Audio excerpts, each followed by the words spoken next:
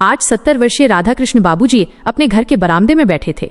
सूरज ढल रहा था और उसकी नारंगी किरणें उनकी झुर्रियों वाली त्वचा पर पड़ रही थीं। उनकी आंखों में उदासी की एक गहरी छाया थी, लेकिन साथ ही एक अदृश्य संतोष भी। उन्होंने अपनी पूरी जिंदगी अपने बच्चों आकाश और नेहा के लिए खपा दी थी। एक छोटे से गांव में जमीन का एक टुकड़ा था, जिसे बेचकर उन्होंने आकाश को शहर में इंजीनियरिंग की पढ़ाई करवाई और नेहा को भी अच्छी शिक्षा दी। उनके अपने सपने, उनकी अपनी इच्छाएं, सब उन्होंने उस खेत की मिट्टी में दबा दिए थे ताकि उनके बच्चे एक बेहतर जिंदगी जी सकें। आकाश अब एक बड़ी IT कंपनी में मैनेजर था। उसकी अपनी कोठी थी, गाड़ी थी। नेहा भी एक स्कूल में टीचर थी और उसका अपना घर परिवार था। बाबूजी को उन पर गर्व था, लेकिन साथ ही एक कसक भी थी। आकाश जब भी गांव आता, वो अपने शहर की चकाचौंध, अपनी सफलता की कहानियां सुनाता। बाबूजी बड़े ध्यान से सुनते, हाँ में हाँ मिलाते, लेकिन मन ही मन सोचते कि क्या इन ऊंचाइयों तक पहुंचने में उनकी तपस्या का कोई मोल नहीं। एक बार आकाश ने बाबूजी को शहर आने का न्योता दिया। बाबूजी खुश हुए। सोचा, शायद अब आकाश को उनके अनुभव की जरूरत होगी, शायद अब वो उनके साथ समय बिताएगा। लेकिन शहर आकर बाबूजी ने महसूस किया कि वो उस बड़े घर में बस एक मेहमान से ज्यादा कुछ नहीं थे। आकाश और उसकी पत्नी मीना अपने कामों में व्यस्त रहते, पोते पोतियां अपने गैजेट्स में डूबे रहते। बाबूजी को लगता जैसे वो एक दूसरी दुनिया में आ गए हों, जहां उनकी पुरानी बातें, उनके किस्से, उनके सुझाव सब बेमानी थे। एक दिन आकाश अपने नए प्रोजेक्ट को लेकर बहुत परेशान था। मीटिंग में उसे एक महत्वपूर्ण प्रेजेंटेशन देनी थी, लेकिन वो कोई ठोस समाधान नहीं ढूंढ पा रहा था। बाबूजी ने देखा कि आकाश तनाव में है। उन्होंने आकाश से पूछा, क्या हुआ बेटा, तू परेशान लग रहा है? आकाश ने हल्की झुंझलाहट के साथ कहा, कुछ नहीं बाबूजी, बस ऑफिस का काम है, आप नहीं समझेंगे। बाबूजी ने धीरे से कहा, हो सकता है बेटा मैं तुम्हारी हाईफाई टेक्नोलॉजी तो न समझूं, लेकिन मैंने जिंदगी के कई उतार चढ़ाव देखे हैं, कई मुश्किलों से निकला हूं। कभी कभी पुराने अनुभव भी काम आ जाते हैं। आकाश ने एक गहरी सांस ली और बोला, बाबूजी ये सब पुराना जमाना था, आज की दुनिया बहुत बदल गई है। अब वो गांव के नुस्खे या पुराने हिसाब किताब काम नहीं आते। ये सब मार्केटिंग स्ट्रैटेजी और डेटा एनालिसिस का खेल है। बाबूजी चुप हो गए। उनके दिल में एक टीस उठी। उन्हें लगा जैसे उनके सारे त्याग, उनकी सारी सीख व्यर्थ हो गई हो। अगले दिन आकाश की मीटिंग थी। वो पूरी रात सोया नहीं था। सुबह जब वो तैयार हो रहा था तो बाबूजी ने उसे आवाज दी, आकाश बेटा एक बात कहूं, मैंने गांव में जब नहर का प्रोजेक्ट संभाला था तब ऐसी ही एक मुश्किल आई थी। आकाश ने उन्हें बीच में ही टोक दिया, बाबूजी प्लीज, मुझे देर हो रही है। आप और आपके पुराने किस्से, ये सब यहाँ काम नहीं आता। वो दरवाजा बंद करके चला गया। बाबूजी की आंखों से आंसू बह निकले।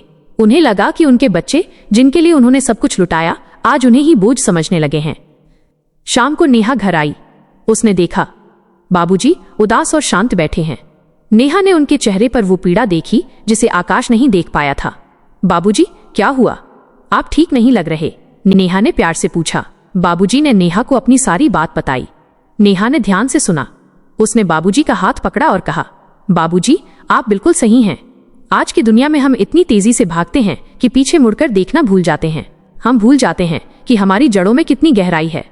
उसी रात आकाश उदास होकर घर लौटा। उसकी मीटिंग अच्छी नहीं गई थी। मीना ने उसका तनाव देखा। उसने हिम्मत करके आकाश से पूछा, क्या हुआ, तुम इतने परेशान क्यों हो? आकाश ने अपनी समस्या बताई। मीना ने कहा, आकाश मुझे लगता है कि तुमने बाबूजी की बात अनसुनी करके गलती की। हो सकता है उनके अनुभव में कोई ऐसी बात हो जो तुम्हारे काम आ जाए। आकाश पहले तो थोड़ा चिढ़ा, लेकिन फिर उसने सोचा। उसके मन में एक अपराध बोध जागा। अगले दिन आकाश ने हिम्मत करके बाबूजी से बात की। उसने कहा, बाबूजी कल मैंने आपकी बात काट दी, उसके लिए मुझे माफ कर दीजिए। क्या आप मुझे वो नहर वाले प्रोजेक्ट की कहानी बता सकते हैं? शायद उसमें मेरे काम का कुछ निकल जाए। बाबूजी की आंखों में एक चमक आ गई। उन्होंने मुस्कुराते हुए कहा, जरूर बेटा, आओ बैठो, मैं तुम्हें विस्तार से बताता हूँ। बाबूजी ने बताया कि नहर के एक हिस्से में रिसाव हो रहा था और इंजीनियर कोई समाधान नहीं निकाल पा रहे थे। उन्होंने सुझाव दिया था कि उस जगह पर कुछ विशेष तरह की घास लगाई जाए जिसकी जड़ें गहरी हों और मिट्टी को बांध सके। शुरुआत में सब हंसे, लेकिन वो तरकीब काम कर गई। आकाश ने ध्यान से सुना।